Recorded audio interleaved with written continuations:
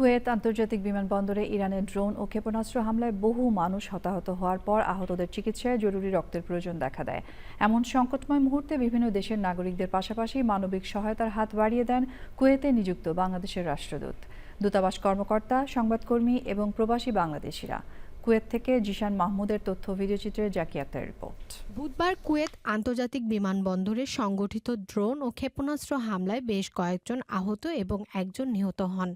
হামলায় আহতদের চিকিৎসায় বিপুল পরিমাণ রক্তের প্রয়োজন দেখা দিলে কুয়েতের সেন্ট্রাল ব্লাড ব্যাংকে রক্তের সংকটের খবর পায় বাংলাদেশ দূতাবাস। পরিস্থিতির গুরুত্ব বিবেচনা নিয়ে দ্রুত মানবিক উদ্যোগ গ্রহণ করেন কুয়েতে নিযুক্ত বাংলাদেশের রাষ্ট্রদূত মেজর জেনারেল সৈয়দ তারেক হোসেন। তিনি নিজে রক্তদান করেন এবং দূতাবাসের কর্মকর্তাদেরও এই উদ্যোগে অংশ নিতে উৎসাহিত করেন। একই সঙ্গে কুয়েতে বসবাসরত বাংলাদেশি প্রবাসীদের আহতদের পাশে দাঁড়ানোর আহ্বান জানান।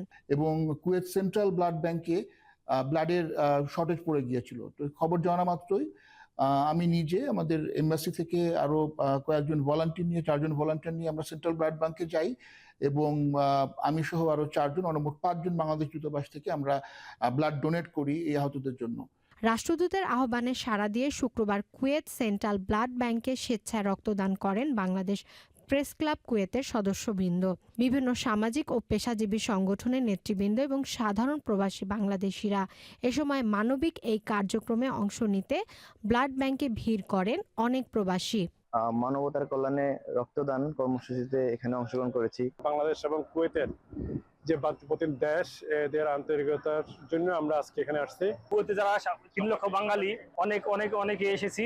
বাংলাদেশ প্রেস ক্লাব এবং কমিউনিটি এবং ক্রিকেট অ্যাসোসিয়েশন সব মিলে আমরা ব্লাড ব্যাংকে উপস্থিত আছি। সংকটের সময় কুয়েতের মানুষের পাশে দাঁড়িয়ে প্রবাসী বাংলাদেশিরা শুধু মানবিকতার পরিচয় দেয়নি, বরং দুই দেশের বন্ধুত্বপূর্ণ সম্পর্ককেও আরও দৃঢ় করেছেন বলে মনে করছেন সংশ্লিষ্টরা। Zakia Akhter, channel I.